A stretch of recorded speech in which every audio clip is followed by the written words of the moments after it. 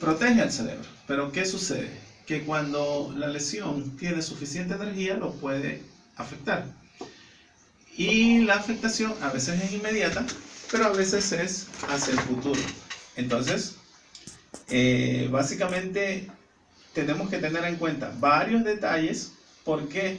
Porque esta es una de las, vamos a decir, de las causas de muerte bastante frecuentes en nuestra población. ¿Qué ocurre si uno se golpea la cabeza? Depende de la energía del golpe, porque a Intensidad del veces golpe, uno está agachado, levanta la cabeza y se golpea leve, contra algo, tal muy vez leve. no es gran cosa, se cae y se golpea y no es mucho.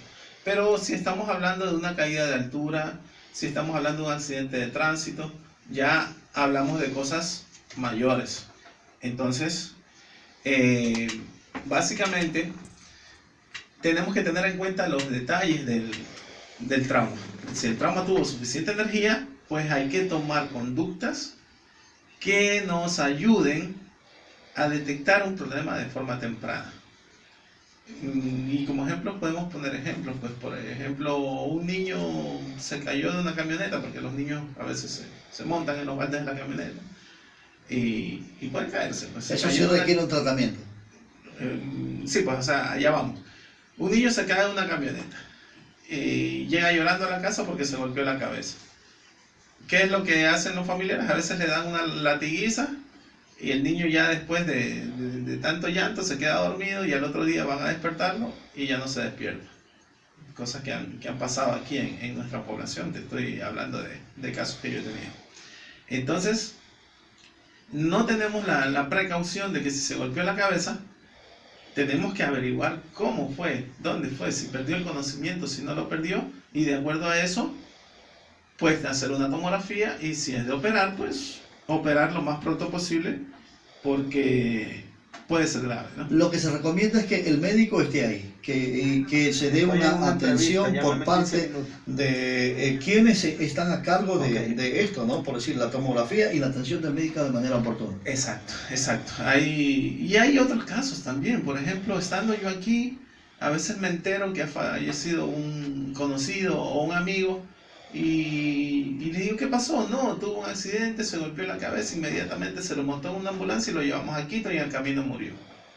Digo, ¿por qué no me avisaron? ¿Por qué no me llamaron? Si yo pude haberle salvado Lo más la práctico vida. es hacerlo ahí. ¿Qué pasa si se lo mueve, doctor? El asunto es que lo primero es el diagnóstico.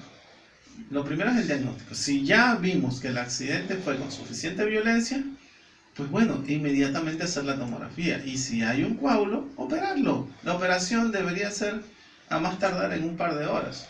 Imagínate un viaje a Quito. ¿Cuánto tiempo? 3 horas, con 4 Mínimo horas. 4 horas.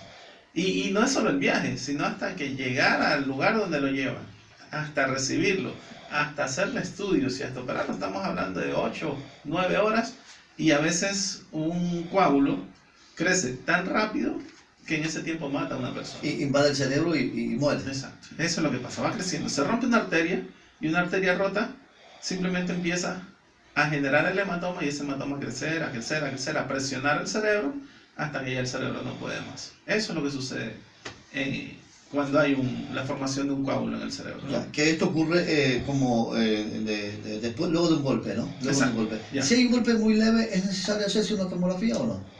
Depende de la persona, porque si hablamos de un niño con un golpe en la cabeza, pues claro, ¿quién no se ha golpeado la cabeza?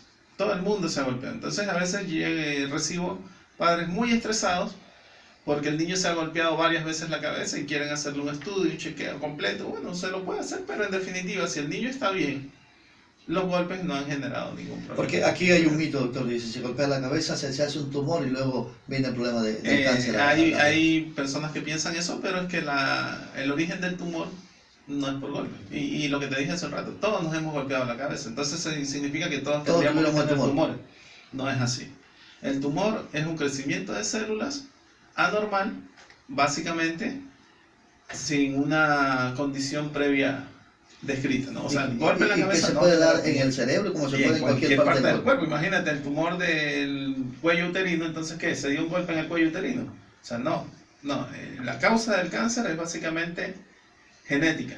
Hay una alteración genética en un grupo de células y se empieza a formar el cáncer. O sea, eso no tiene nada que ver con golpes. Doctor, pero ¿qué hacer? Una persona se golpeó a alguien y buena gente dice, ¿y ahora qué hacemos? Se golpeó muy fuerte. Exacto. Primero la intensidad del trauma. Y un detalle importante es la pérdida del conocimiento. Si el paciente, o sea, si la persona, producto del golpe, perdió el conocimiento, estamos hablando de que el cerebro sufrió básicamente una interrupción de sus funciones. Por el golpe. Por el golpe. Si es por el golpe, claro, se golpeó y quedó, la gente dice privado, ¿no? 1 hora, 2 horas. ¿De qué estamos hablando? Estamos hablando de que fue suficientemente fuerte como para bloquear las funciones cerebrales. Y a partir de allí, la pérdida del conocimiento es un dato importantísimo para realizar el estudio en un paciente. Por ejemplo, hace una semana tuve un paciente que se había tomado unos tragos, un muchacho joven, 22 años, resbaló y se golpeó la cabeza. Convulsionó y estuvo con pérdida de conocimiento como 1 hora. Eso fue en el norte. Entonces, resulta ser que ya al otro día, bueno, ya se despertó, pero ya descansó y al otro día pues estaba con dolor de cabeza, pero todo el mundo dice, no, chuchaqui, del trago. Y resulta ser que ya se mantuvo 10 días con dolor de cabeza y empezó a estar desorientado.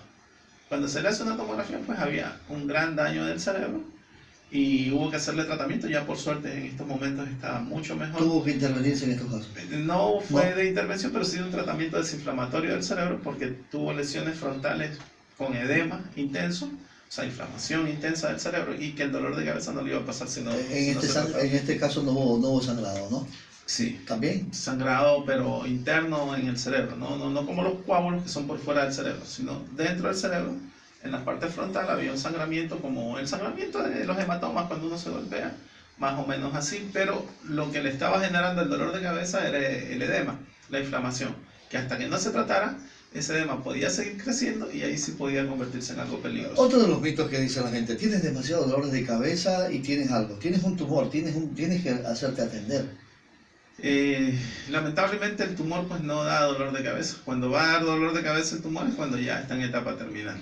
Es decir, los dolores de cabeza más habituales en la población están relacionados con migraña, jaqueca y cefaleas tensionales, que es lo que hablamos de estrés. Entonces, esos son los 3 más frecuentes en la población.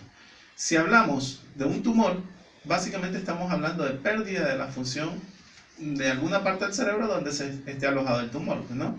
La visión, el movimiento, a veces el razonamiento, personas que empiezan a decir cosas que no son.